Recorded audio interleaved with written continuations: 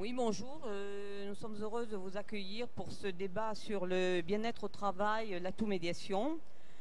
Aujourd'hui, au cœur des relations humaines, l'écoute et le dialogue contribuent au bon fonctionnement, au bien-être et à la performance sociale de l'entreprise, son efficacité personnelle et collective, et par conséquent à sa performance globale, sa productivité, sa compétitivité.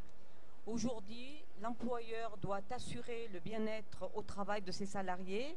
Pour cela, non seulement il doit ne pas laisser des situations de tension, de conflit, de souffrance sans y apporter de réponse, mais il a de plus une obligation de réactivité immédiate qui lui est conférée par les tribunaux.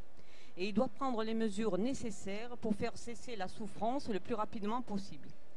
L'employeur doit en plus acquérir aujourd'hui de l'état de santé de ses salariés. Il doit aussi anticiper une éventuelle souffrance au travail. Il doit mettre en œuvre tous les dispositifs lui permettant d'assurer le bien-être au travail. Et de ce point de vue, la médiation, moi, me paraît quelque chose d'important puisqu'elle peut rapidement se mettre en place. Monsieur Rochefort, vous êtes un spécialiste des questions de qualité et de santé de vie au travail. Qu'est-ce que pour vous, la santé, qu'est-ce que ça recouvre pour vous, cette notion? Alors, la notion de santé au travail ou de bien-être au travail? Le bien-être au travail. Alors, le bien-être au travail, je crois d'abord qu'il faut éviter d'aller sur de fausses pistes. Aujourd'hui, on a beaucoup de choses autour du périphérique du travail. On a la salle de sport, on a le massage, on a un certain nombre de choses aujourd'hui qui tournent autour de ces questions-là. Alors je ne nie pas l'importance de ces éléments qui peuvent être tout à fait intéressants, mais qui doivent, de mon point de vue, toujours s'inscrire dans une démarche plus globale pour l'entreprise, dans laquelle la question centrale reste le travail. Restent les conditions de travail, les conditions d'exercice de l'activité qui sont absolument primordiales. Et j'ajoute que si on a du cosmétique autour du bien-être et que parallèlement les questions de conditions de travail ne sont pas traitées, la crédibilité même des démarches d'entreprise sera mise en cause par les salariés. Pour moi, au fond, la question du bien-être au travail, on dit aussi parfois qualité de vie au travail, c'est au fond la rencontre de deux éléments qui en font peut-être la spécificité par rapport à ce qui existait dans les années 60 ou 70. Il y a aujourd'hui de profondes évolutions sociologiques, de nouvelles attentes en matière de travail. C'est lié d'abord à l'allongement de la vie active, au vieillissement de la population, à des phénomènes comme le développement des familles monoparentales qui rend plus difficile l'exercice et l'équilibre vie professionnelle, vie privée. Donc on a ces évolutions sociologiques qui sont majeures et vraiment pour moi l'important c'est les questions de démographie, de vieillissement de la population qui suppose qu'on s'intéresse vraiment aux conditions de travail.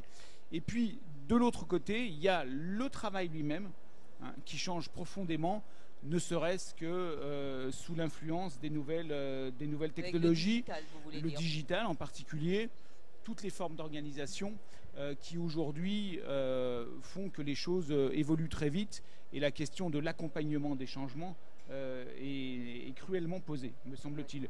Voilà, je ne veux pas donner de définition plus large, mais je pense qu'on pourra, avec mes interlocuteurs, continuer à débattre de cette question. Vous pensez que ce qui est important aujourd'hui, certes de prendre en compte tous les à côté du bien-être au travail, vous pensez que ce qui est important aujourd'hui, c'est dans l'organisation du travail, en tenant compte des nouvelles technologies, notamment de la digitalisation qui va prendre une part plus importante, et que c'est davantage là-dessus qu'on devrait axer pour arriver au bien-être au travail? Ouais, il me semble qu'aujourd'hui, ce que vivent les salariés, c'est une accélération des transformations, des changements, donc notamment technologiques. et que là, il y a visiblement, hein, mes collègues le diront, mes interlocuteurs, il y a visiblement un point aveugle, hein, un angle mort des démarches d'entreprise sur comment on gère ces transformations. Alors il y a quelques outils qui commencent à se développer, qui sont intéressants, ce qu'on appelle les études d'impact en amont des transformations, mais voilà, qui méritent vraiment que les partenaires sociaux notamment puissent Oui. s'en saisir. Vous pensez que peut-être aujourd'hui, ce n'est pas assez pris en compte? Oui, je pense que ce n'est pas suffisamment pris en compte et que malheureusement on constate souvent les dégâts a posteriori. On se rend compte par exemple que le résultat des fusions ou des restructurations est très en deçà des résultats attendus, ne serait-ce parce que l'implication des personnes n'est pas au rendez-vous, parce que le sens n'est pas là non plus, hein, de la part des personnes qui sont soumises à ces restructurations incessantes. D'accord.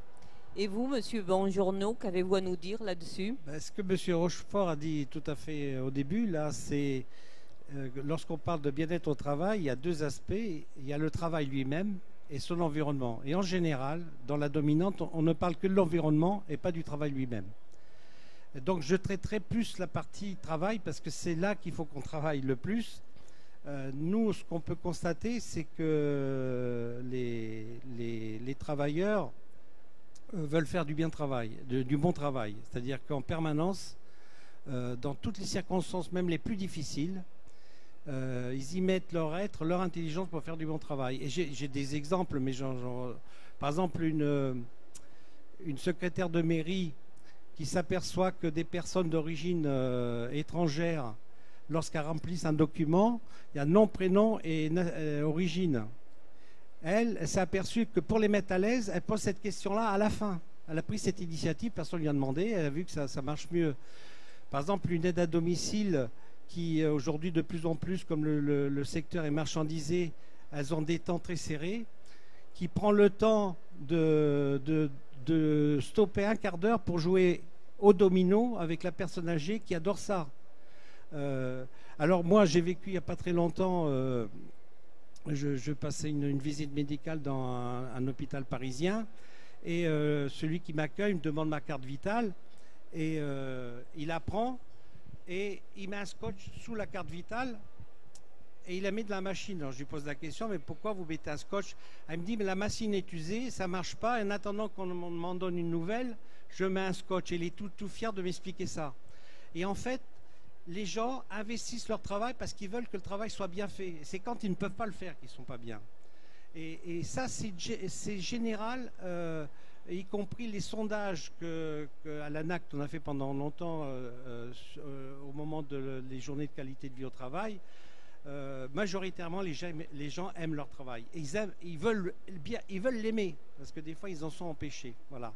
Alors, il y a des mécanismes, je peux le dire pourquoi, parce que les mécanismes qui font qu'ils aiment leur travail, c'est qu'en fait, entre ce qu'on leur demande de faire et la réalité, il y a toujours une différence. Et eux, ils investissent cette différence-là. Sur des années, ils finissent par y trouver un sens à leur travail.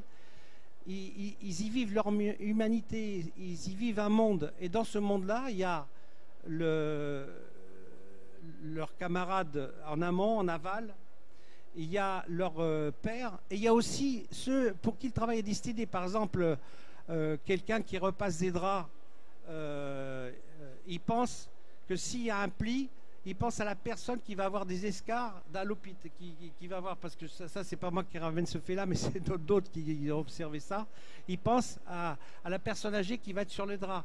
Donc en fait, dans cette partie-là, les travailleurs, ils y vivent quelque chose de formidable. Et aujourd'hui, il y a des fois des organisations du travail qui ignorent absolument cette partie-là. Et heureusement qu'elle existe, parce que si elle n'existait pas, vous n'auriez pas d'électricité, vous n'auriez pas de transport, parce que en permanence, les travailleurs prennent des initiatives, parce qu'en fait, le travail, c'est la gestion des variables. Un jour, il fait froid, le lendemain, il fait chaud. Et y compris nous-mêmes, on est une variable, parce qu'un jour, on est en forme, le lendemain, on n'y est pas. Donc la vie, c'est ça. Et donc, lorsqu'on ignore le fait que cette partie-là, les travailleurs se trouvent des fois dans des situations où ils ne peuvent pas gérer ces variables, où on les empêche de faire. Alors là, j'ai des exemples. Par exemple, Vous avez une fois des camarades de Renault Le Mans, ils ont constaté que plutôt il y a un gars de service qualité qui pète les plombs. Il a pété les plombs, il a été arrêté, il y a eu le CHSCT, et ils n'ont pas trop compris parce qu'ils ont fait un droit d'alerte, tout ça. Ils n'ont pas compris. Et donc on a essayé de les aider à voir qu'est-ce qui se passait dans le travail. Et qu'est-ce qu'on s'est aperçu? Que eux, ils se sentaient les garants de la qualité, c'est-à-dire que leur travail, c'était que les pièces sorties de bonne qualité. Sauf que la direction leur demandait de faciliter le flux, c'est-à-dire de fermer les yeux sur la qualité de ce qu'ils allaient sortir. Eh bien, ça les rendait malades. Vous voyez, donc, c'est, ou l'infirmière, par exemple, l'infirmière aujourd'hui, les infirmières qui ont des temps très serrés maintenant, une infirmière qui n'a pas le temps de discuter avec une femme en fin de vie, alors que cette femme veut parler et qu'elle ne peut pas le faire, elle en est malade. Elle se dit, c'est vraiment contre nature.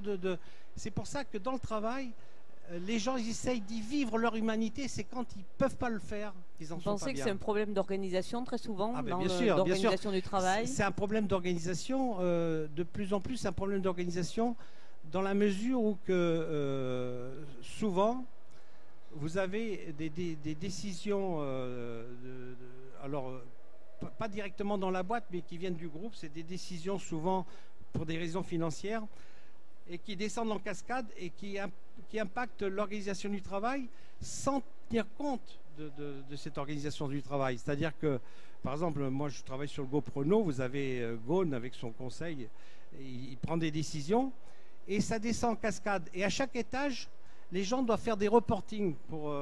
Mais sauf que les reportings sont destinés à mesurer la descente, mais jamais pour mesurer les conséquences. Et comme c'est des décisions déconnectées du réel, qui ne tiennent pas compte du réel, à chaque étage, pour ne pas se faire engueuler, chacun triche un peu.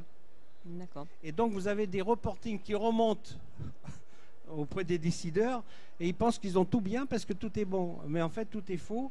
Et aujourd'hui, il y a des décisions qui sont contraires à ce qu'il faudrait prendre comme organisation de travail et qui sont désastreuses au niveau efficacité de travail, parce que c'est la deuxième partie du débat.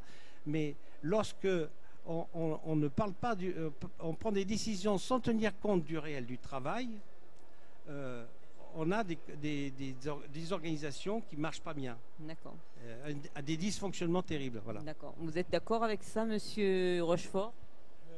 Oui, je crois que le constat est tout à fait lucide et en tout cas parfaitement étayé. Je rajouterais quelque chose qui est la place du management, de la ligne managériale, qui est aujourd'hui absolument tiraillée entre au fond deux options. Alors, on a cru que le management, dans sa forme la plus dure, pouvait conduire au harcèlement, et il est vrai que c'est des situations qui peuvent exister. Mais un certain nombre d'enquêtes, notamment un collègue de l'IAE de Nantes, Mathieu Detchessahar, une enquête qui s'appelle SORG, Santé et Organisation du Travail, a montré que ce dont se plaignaient les salariés, c'était moins de ce management harceleur qui peut exister, ça c'est clair, que plutôt l'absence de managers, l'absence de management au moment même où le travail devient de plus en plus exigeant, où il exige des arbitrages, parce qu'il faut faire tout en même temps. Il faut faire les coûts, il faut faire les délais, il faut faire l'innovation, il faut faire la sécurité, il faut faire la sûreté, et que inévitablement, comme le disait M. Bongiorno, le travail c'est une gestion d'événements, une gestion d'aléas, une gestion d'imprévus, dans lequel à un moment donné il faut arbitrer. Alors parfois les salariés arbitrent dans le bon sens, et puis parfois on leur dit tu n'as pas arbitré dans le bon sens. Du coup c'est une position de retrait qui peut s'opérer, et donc la question de remettre les managers au cœur du travail, dans une logique d'appui, dans une logique d'expertise, dans une logique de conseil, est absolument centrale, dans un moment où visiblement les managers jusqu'au plus bas niveau sont pris dans des logiques de projet, sont pris en réunion, et effectivement les salariés disent je ne vois pas mon manager. Je me souviens quand je faisais des enquêtes, parce que j'ai été chargé de mission à l'ANACT, je posais la question de l'autonomie des salariés. Les gens me répondant, Monsieur Rochefort, je ne suis pas autonome, je suis isolé. je suis abandonné. Hein. Et donc c'est au fond une fausse autonomie, hein, que imaginer que le manager doit être absent des arbitrages les plus concrets dans les situations de travail. Je vais vous passer la parole. Et vous pensez donc qu'il faudrait peut-être former les managers différemment? Alors, il est clair que le point aveugle dans la formation des managers, c'est la question du travail. C'est qu'est-ce que le travail? Le travail dans sa dimension, j'allais dire presque anthropologique, hein, au sens où travailler, c'est donner. Hein. Le travail est efficace quand il y a réciprocité. Et un manager aujourd'hui qui ne comprendrait pas qu'il y a toujours un écart entre le travail prescrit et le travail réel, qui lui le vivrait comme au fond une transgression des règles, appelant surcroît d'autorité, évidemment commet ou commettrait des erreurs de management absolument centrales. Et je pense qu'effectivement, alors il y a eu commence à y avoir des programmes de formation sur ces questions-là, mais on a un déficit considérable dans les écoles de commerce, de management. Voilà, moi je m'efforce à l'IAE de développer ces enseignements, mais ça reste encore très très très marginal. Monsieur Bonjour. Oui, alors justement sur les quelques solutions, parce que c'est vrai que ça va être dur là. Les prochaines conférences sur les... Oui, bon, je crois que vous pouvez parler parce que... Je peux, oui, ça marche quand même, d'accord. Transmis à la télé. Oui, parce que par rapport au management, c'est-à-dire il y a quelques années, on parlait de maîtrise. C'est parce qu'on demandait à celui qui donnait le travail, qui maîtrise le travail. Depuis, on l'appelait manager, où on a modifié le rôle. Mais on en revient, aujourd'hui, il faut qu'ils connaissent déjà le travail. Après, on a des outils qu'on n'utilise pas et qu'il faut un peu améliorer. C'est par exemple les droits d'expression des travailleurs, qui est dans le Code du travail. Nous, on pense qu'il y a besoin que les travailleurs puissent discuter entre eux du travail, parce qu'ils en ont besoin. Moi, je vérifie en famille, parce que quand mon épouse invite des copines du travail à la maison, elle parle de beaucoup de choses et ça termine toujours de parler du travail, parce qu'on a besoin d'échanger, parce que le travail, on n'est pas tous d'accord sur comment faire. Et après, et c'est là j'en reviens au manager, c'est qu'il y a besoin de discuter avec le manager, c'est-à-dire que lorsqu'un travail est prescrit, on puisse en discuter, de savoir c'est faisable ou pas faisable, c'est-à-dire qu'il peut y avoir des désaccords, mais ces désaccords, il faut qu'ils soient mis sur la table plutôt que enfermés en disant voilà le manager me donne un truc, je peux pas le faire, et on dit rien. Et là, on a des droits qu'il faudrait qu'on applique, c'est-à-dire que le droit d'expression, c'est quelque chose qui est dans la loi, mais pour l'instant n'est pas appliqué. D'accord. Vous allez peut-être vous déplacer, je vais faire déplacer monsieur parce que vous serez plus, oui, on vous verra au moins dans le champ de la télé, et je vais vous passer la parole, monsieur. Monsieur Motion, je vais vous passer la parole. Et donc, vous, est-ce que vous pensez que, d'après tout ce que vous venez d'entendre, qu'est-ce qui fait que le bien-être au travail, ça vient dans l'organisation, ça vient du management, comment vous voyez les choses, vous? Je crois que tout ce qui a été dit sur ce qui fait le bien-être au travail à partir du travail, de sa qualité, de la manière dont on le fait et les moyens dont on a pour bien le faire, puisque l'organisation participe en fait à la qualité du travail. C'est l'organisation qui donne les ressources aux salariés pour bien travailler. Et avec la question des managers, même sur la question des managers, c'est pas tant de les former que leur donner les moyens d'eux. Aujourd'hui, dans les organisations, on l'a vu d'ailleurs avec la prévention des risques psychosociaux, où globalement, alors là, si on avait parlé de l'externalité du travail, c'était bien dans les risques psychosociaux, même si les partenaires sociaux au niveau de l'accord stress de 2008 et en accord harcèlement, prévention des harcèlements et des violences de 2010 ont mis le travail et l'organisation du travail comme un des facteurs. Sauf que ça n'a pas été ce qui avait été sorti. Et une des mesures qui était rigoureuse, on va apprendre aux managers à bien gérer ses salariés, sauf que c'était vraiment du cosmétique. En fait, on transférait la responsabilité et on mettait la pression encore plus sur le manager. Donc voilà. Donc aujourd'hui, on a un cadre pour traiter du bien-être au travail, et y compris avec des modes opératoires. C'est l'accord interprofessionnel du 19 juillet 2013, qui à la fois en déterminant, alors non pas ce qu'est la qualité de vie au travail, il a donné une définition de la qualité au travail, mais il a aussi surtout donné à l'ensemble des partenaires, c'est comment construire de la qualité de vie au travail dans les entreprises à partir de tous les éléments dont on a parlé tout à l'heure. Hein. Voilà, donc c'est ça qui est aujourd'hui à mettre en œuvre dans les entreprises. Concrètement, il y a les outils aujourd'hui. C'est comment les partenaires, et les employeurs et les partenaires sociaux sont soutenus dans leur démarche pour construire ces pratiques-là. D'accord. Et vous, Marc Deluzet, vous travaillez depuis de nombreuses années sur le bien-être au travail. Qu'est-ce que vous pouvez nous dire sur le bien-être au travail, facteur de performance sociale et économique? Bonjour, j'arrive un peu là, donc c'est difficile d'intervenir sans savoir ce que les précédents ont dit.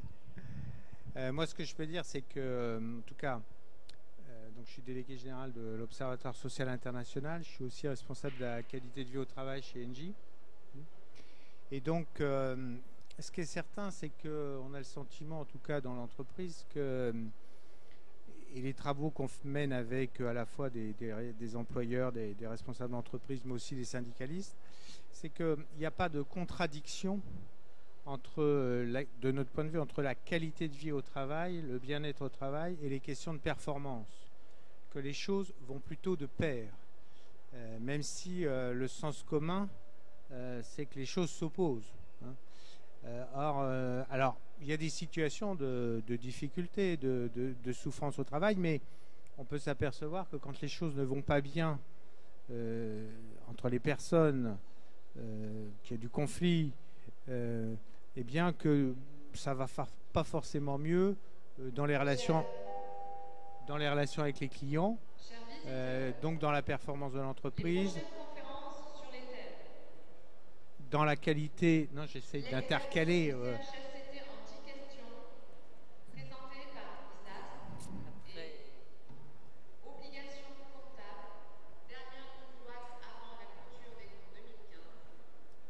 Voilà. Bon, et que donc, que ce soit par exemple sur la relation client, que ce soit sur la... Voilà. Et que ce soit aussi sur la qualité du travail qui est fait. C'est-à-dire que les interactions dans une équipe de travail, meilleures elles sont d'une certaine manière, et meilleures sont la qualité du travail fourni, à la fois dans les produits, à la fois dans les services qui sont offerts aux clients.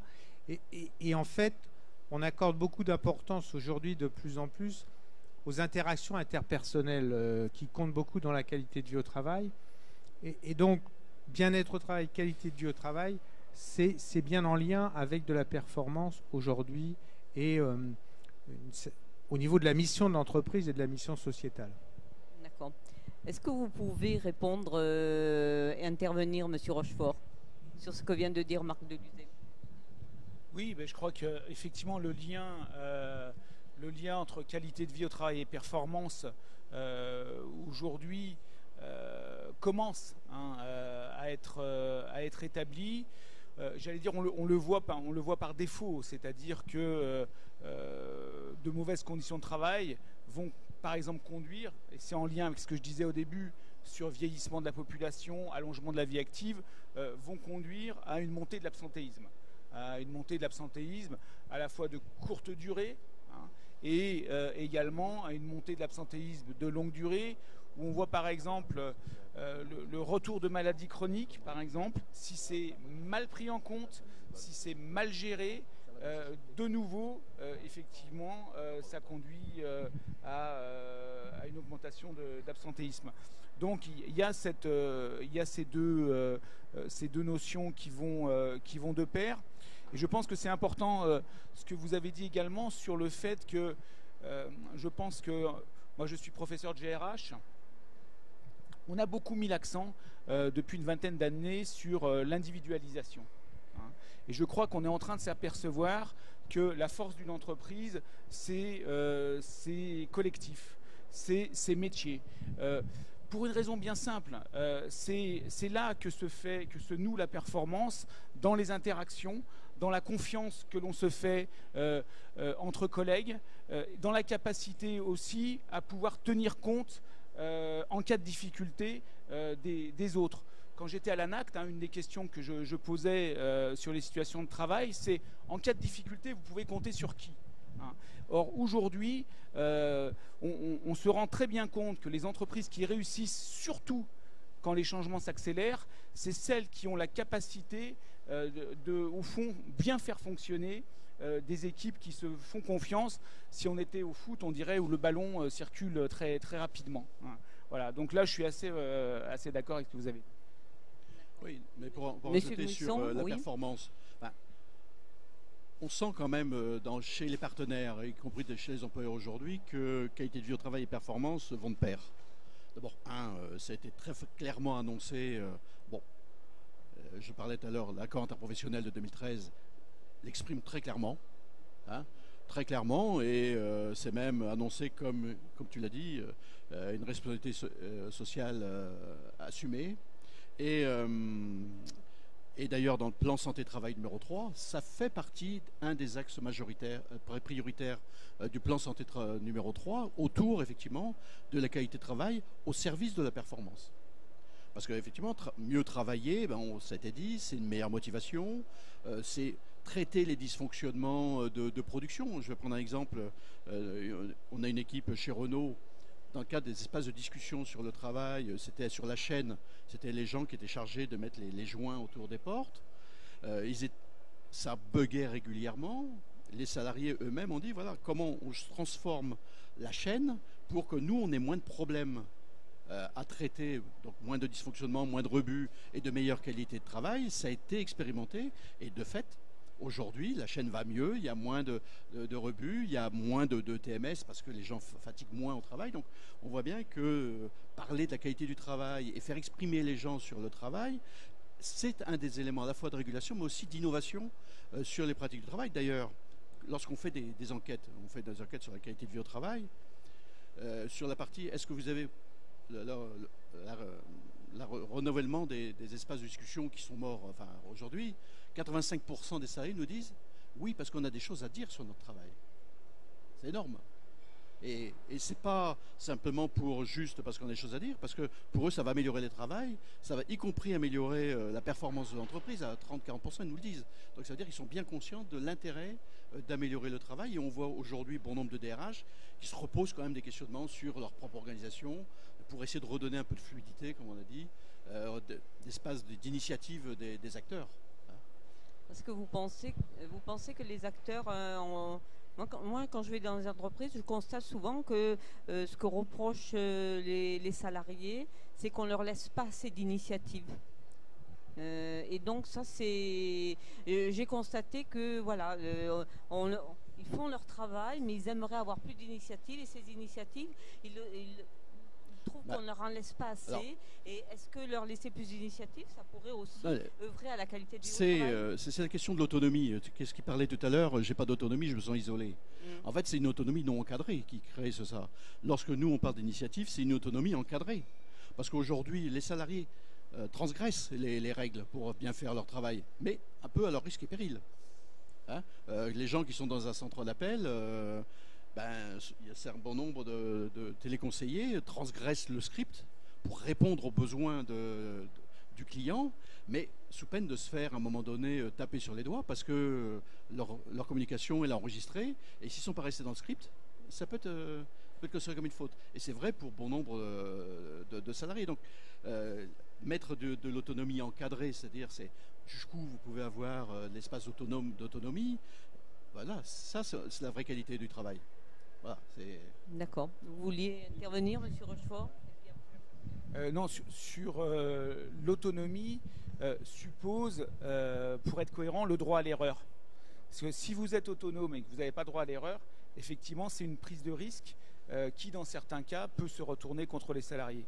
Et l'autonomie n'appelle pas moins de management, mais plus de management sur, au fond, qu'est-ce qu'on fait de l'autonomie, hein. Donc au fond, une action beaucoup plus réflexive de la part du management sur, bon, on a décidé de traiter les choses comme ça, qu'est-ce que ça donne, hein. Et donc ça suppose un retour sur l'action, ce que n'ont pas forcément l'habitude de faire les managers, qui sont effectivement pris dans le très très court terme. Monsieur Bongiorno, je vous passe la parole. Alors, je voulais dire, la performance, tout le monde ne met pas le même sens dans le mot performance, donc ça vaut le coup de savoir que ça existe, hein, parce que, par exemple, sur la qualité, souvent, la qualité chez certains ne correspond pas au travail bien fait chez d'autres. Par exemple, vous avez aujourd'hui la notion de surqualité, c'est-à-dire qu'en fait, on ne fait que la qualité vendable, commerçante, et alors que le travailleur, lui, il veut du travail bien fait. Donc, c'est deux choses différentes. Après, je voulais dire, c'est qu'on a besoin, le travail ne peut être que collectif, c'est-à-dire qu'il y a toujours une obligation. Une fois, j'ai entendu un RH dire à la radio, une pause café, c'est pas du temps de perdu. Ben oui, parce qu'on a besoin d'échanger sur le travail, parce qu'on a des avis différents. Et moi, actuellement, je travaille avec des aides à domicile, qui est une branche où les filles sont toutes séparées les unes des autres. Eh bien, on s'aperçoit que quand elles peuvent débattre de leur travail, elles ont des avis différents sur comment faire ci et ça, et le métier se construit.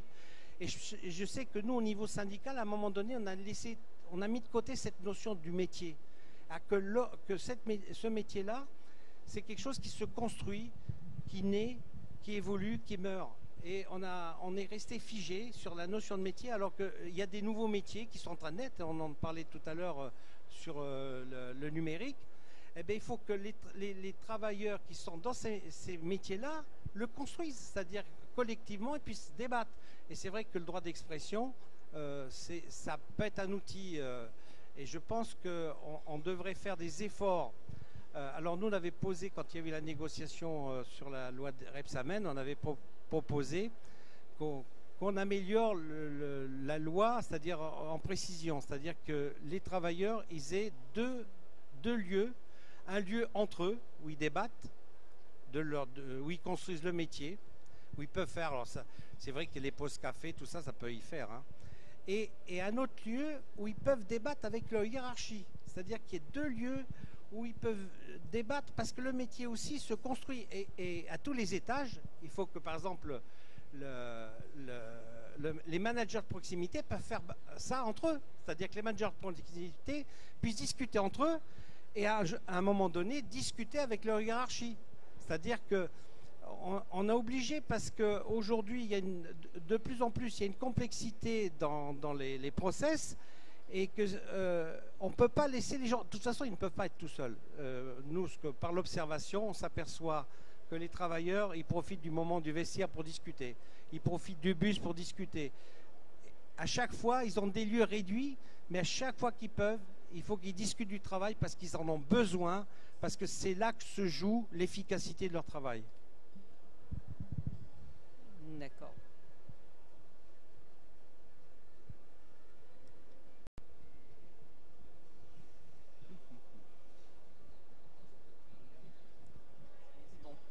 Donc, nous allons passer à la troisième table ronde et nous allons essayer de voir comment la médiation peut être un élément de bien-être au travail et aider les salariés à se sentir mieux au travail.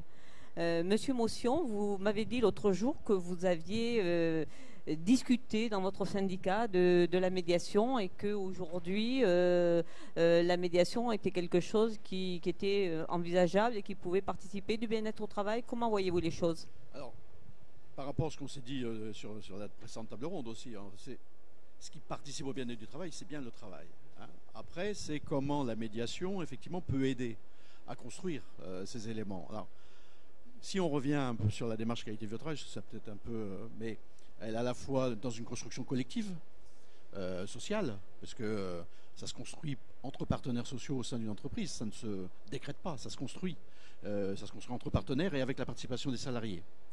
Ça se construit à partir aussi de ce qu'on a dit tout à l'heure, c'est la possibilité aux salariés et aux encadrants d'ailleurs eux-mêmes de pouvoir parler du travail, de débattre du travail, hein, pour les régulations, pour y compris construire le métier. C'est ce qui participe aussi à la reconnaissance. Et puis il y a, malgré des éléments d'une bonne qualité de vie au travail, d'un bon bien-être au travail, il reste toujours des relations interpersonnels qui sont malheureusement pas toujours prévisibles et qui aujourd'hui sont souvent dont le traitement pose problème tout simplement parce qu'elles sont peu anticipées et souvent sont renvoyées à des notions lourdes autour de harcèlement, de choses comme ça. Et d'ailleurs les chartes dans les entreprises qui sont censées préserver du harcèlement et des violences mettent bien en garde celui qui donne l'alerte que si jamais il fait un faux témoignage ou il se trompe, c'est lui qui pourrait être sanctionné. D'ailleurs, ça avait été un des points de discussion dans l'accord interprofessionnel sur le harcèlement et les violences, de la prévention du harcèlement et des violences, où d'ailleurs un droit d'alerte et un droit à la médiation est possible dans les entreprises, autour des traitements individuels. Et nous, il nous semble effectivement que ces petits signes, on peut parler de harcèlement sans qu'on ait le gros mot du harcèlement judiciaire. Parce que ça fait partie du mot. Moi, il me harcèle, c'est pas... Voilà. Mais après, c'est comment on va le décrire, comment on va essayer de l'expliquer. Et effectivement, la médiation peut être un moment... si elle est inscrite dans une démarche de bien-être, de qualité du travail, peut, par ses conclusions et par son travail, apporter de la matière. Aussi, comment améliorer l'organisation, comment améliorer les relations sociales dans l'entreprise et de travail dans l'entreprise pour supprimer effectivement à un moment donné ça ou l'empêcher. Donc ça, on est bien d'accord. Après, j'ai regardé un peu la médiation qui pouvait être aussi dans une médiation un peu collective. Effectivement, est-ce qu'on a besoin de médiation dans des espaces de discussion sur le travail? Parce que parler du travail, c'est pas simple. Il y a une expérimentation qui est faite par notre équipe. Je pense aussi que la médiation, l'avantage de la médiation, c'est qu'elle est confidentielle. Et Voilà. donc c'est un espace de dialogue qui va permettre aux gens de s'exprimer plus librement parce qu'ils savent que ce qui se dira ne sortira pas de là. Et quelquefois ça permet de libérer des tensions et de régler des conflits parce que les gens vont pouvoir s'expliquer et s'exprimer ensemble. Sur l'objectif, je suis tout à fait d'accord. Et d'ailleurs, les espaces de discussion, dans la garantie de fonctionnement des espaces de discussion, tels qu'ils sont prévus et tels que c'est bien effectivement ce qui sort dans les espaces de discussion et de ce qui doit en sortir, c'est de la responsabilité seule et unique des participants à la réunion. C'est pour ça d'ailleurs que nous, on n'est pas d'accord qu'à un moment donné, la hiérarchie ou d'autres, par exemple des IRP, participent aux espaces de discussion parce que c'est doit être une discussion entre les travailleurs. Et les salariés eux-mêmes, ils peuvent se dire ce qu'ils ont envie de se dire. Mais pour le faire, ils ont besoin aussi d'être animés. Ils ont besoin d'un médiateur. Alors, est-ce que c'est un médiateur? Est-ce que c'est un référent sur le travail? Il y a des expériences où ce sont des référents sur le travail formés. En tout cas, c'est quelqu'un de formé. Formé à faire parler, à faire exprimer ce qui se passe sur le travail, ce qui n'est pas forcément évident. C'est vrai qu'on rejoint là le rôle des médiateurs. D'ailleurs, plusieurs expériences sur des espaces de discussion. On en a un, par exemple, à la Direction Générale des Fonctions des Finances Publiques, qui ont travaillé effectivement avec un externe qui faisait médiation en fait dans l'espace de discussion pour effectivement permettre la parole et de sortir la parole. Voilà. Donc il y a bien ça. Après, est-ce qu'on peut imaginer aussi la médiation? Mais c'est une autre forme de médiation, ce que fait par exemple l'ANACT et son réseau des ARACT autour de l'aide des partenaires sociaux à mieux comprendre ce qu'est une démarche par exemple qualité de vie au travail pour un bien-être du travail. D'une certaine manière, c'est une centralité qui génère une certaine médiation, même s'ils ne participent pas de fait au dialogue, à la confrontation sur les intérêts, mais ils aident à trouver mettre les mêmes mots sur les mêmes problèmes et à trouver des solutions ensemble. Oui, je suis d'accord avec vous. Je pense qu'aussi l'avantage aussi de la médiation, c'est que le médiateur, c'est quelqu'un qui est extérieur à l'entreprise. Et donc, il n'y a pas d'enjeu. Et quelquefois, c'est plus facile de parler à quelqu'un qui n'est pas dans l'entreprise que de parler à quelqu'un qui est dans l'entreprise. Est-ce que vous ne pensez pas que c'est un avantage? Parce qu'à l'ANACT, je sais qu'il y a certaines personnes qui sont des médiateurs et qui travaillent et donc qui vont faire des missions de médiation et qui sont extérieures à l'entreprise. Est-ce que c'est pas plus facile pour vous?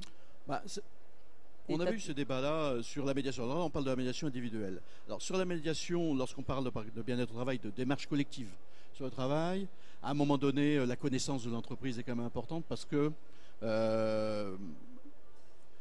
on ne parle pas du travail de la même manière chez Renault, même chez Toyota, ou par exemple chez les personnes d'aide à domicile, ou dans un hôpital, ou dans un centre d'appel. La notion de travail n'est quand même pas la même parce que voilà. et les problématiques ne sont pas les mêmes. Par contre, effectivement, mais y compris sur les problèmes d'individus, la réflexion qu'on avait au moment de harcèlement et violence, c'est-à-dire dans les grosses entreprises, il y a toujours des gens qui ont la confiance des salariés, qui ont la confiance des managers, qui peuvent être tout à fait amenés à faire bien sûr après une formation et autres, être ces médiateurs, c'est-à-dire parce qu'ils ont la confiance, on va les avoir. Nos délégués syndicaux et nos militants dans les entreprises participent aussi à ce genre de médiation. Hein, ils vont pas tout de suite en négociation dire clamer sur toi, tu as un problème. Ils prennent le problème, ils essayent de traiter souvent le problème en amont sans que ça fasse des vagues, hein, et que ça aille très loin d'ailleurs. C'est souvent une demande des salariés. Je te dis ça, mais j'ai pas envie que ça soit mis en avant. Donc ils savent traiter aussi ça. Mais c'est vrai qu'il y a besoin de formation. Alors après, plus on descend en taille d'entreprise, se pose effectivement la question de la personne de confiance. Dans les TPE, dans l'artisanat, quid? Alors c'est là qu'on avait proposé à l'époque, c'est d'avoir effectivement sur des territoires, peut-être par profession, mais c'est à réfléchir, des médiateurs dont les salariés, y compris l'employeur, sont capables à faire appel à un moment donné, extérieur à l'entreprise, là de fait, mais avec la même charte de confidentialité et autres. Bon, le moins qu'on puisse dire, c'est qu'on a reçu un avis plus que frais de la part de l'organisation qui gère les petites entreprises. Voilà. Mais il nous semble, parce que c'est là le vrai problème de Vous la pensez médiation. qu'un syndicaliste est mieux à même de réaliser une médiation que quelqu'un qui vient de l'extérieur? Dans les petites entreprises? Oui. Ah ben oui, parce qu'à un moment donné, c'est le face-à-face, dès le départ. Comment faire de la médiation déjà en face-à-face si le problème vient de deux individus? Voilà, donc, et d'ailleurs, au moment où on avait discuté des problèmes de violence, ça n'apparaît peu dans les petites entreprises parce qu'à un moment donné, le salarié part. C'est ça qui se passe. Donc, alors que dans les grosses entreprises, il est encore dans l'entreprise et il peut y compris avoir des échappatoires en changeant de service ou en changeant d'activité. Mais dans les petites entreprises, si on ne crée pas de la médiation et si on ne sait pas anticiper les conflits, le conflit éclate. Ouais. Et en général, c'est le salarié qui perd. Il faut que le conflit soit quand même... qu'on n'arrive pas à une pourriture du conflit, parce que quelquefois, c'est ce qui se passe. Plus la structure est petite, voilà. mieux vaut un médiateur extérieur. Parce que le médiateur intérieur, il y en a peu. Si c'est le troisième larron qui fait le médiateur... Vous n'avez pas peur que dans les entreprises où il y a des syndicalistes qui font de la médiation, il y ait des conflits d'intérêts? Mais ça se discute, la médiation. La mise en place de la prévention des harcèlements et des violences, ça se discute dans l'entreprise. Donc, s'il y a déjà dans l'entreprise des modes opératoires, s'il y a des pratiques, partons des pratiques et des modes opératoires, regardons ce qu'ils produisent. Et peut-être que si elles produisent il y a de la qualité dans ce qu'elles produisent, pourquoi changer? Si il y a des choses à améliorer, posons la question éventuellement d'une organisation autre de la médiation. D'accord. Vous voulez intervenir, Monsieur Bonjourno? Je voudrais dire, c'est que quels que soient les mécanismes, il faut mettre en lumière le réel du travail, parce que souvent c'est la clé. Parce que même si on a des divergences, on se comprend mieux dès qu'on part du réel. Parce que souvent ce qui se passe, c'est que le réel est occulté. Moi, je le vois bien, y compris avec des adversaires, des gens qu'on peut considérer comme des adversaires, le patronat et tout ça. Lorsqu'on parle du réel, on a des avis divergents. Mais on peut aller le plus loin possible dans la discussion. Pourquoi? Parce qu'on se comprend. Parce que sinon, on parle de n'importe quoi. Et ce qu'on a besoin, quelle que soit la structure, alors je ne connais pas trop le mécanisme de la médiation, mais quelle que soit la structure, que ce soit le délégué du personnel ou le syndicaliste, il faut s'attacher à mettre en lumière le réel. Et ce n'est pas facile. Parce que par exemple, nous les syndicalistes, on est perçus comme des collecteurs de plaintes. Et nous, il faut qu'on dépasse ça. C'est-à-dire qu'on on dépasse la plainte pour voir qu'est-ce qu'il y a derrière. Parce que si on se limite à remplir le sac à dos de plaintes, et quand on arrive à ce qu'on sorte de ça, et l'autre jour j'étais surpris parce qu'il y a une militante aide à domicile qui avait fait une réunion où il y avait une vingtaine d'aides à domicile. Elles ont débattu dans un McDo, elles étaient en réunion de 19h jusqu'à 23h, elles ont parler de leur situation à partir d'une enquête. Et la copine a dit, après la réunion, j'étais surprise parce que d'habitude, les gens se retournent vers moi en disant, qu'est-ce que tu vas faire? Et là, les filles sont parties en sachant qu'est-ce que nous, on va faire ensemble, vous voyez, je veux dire. Parce que le problème, c'est que si on est uniquement des collecteurs de plaintes, et c'est pour ça que je pense que dans toutes les circonstances, il faut permettre aux travailleurs de pouvoir mettre en lumière la réalité de leur travail. Et à partir de là, je pense qu'il y a plein de clés qui peuvent qui s'ouvrent tout de suite. D'accord. Et vous, Monsieur Rochefort, vous avez un avis sur la question?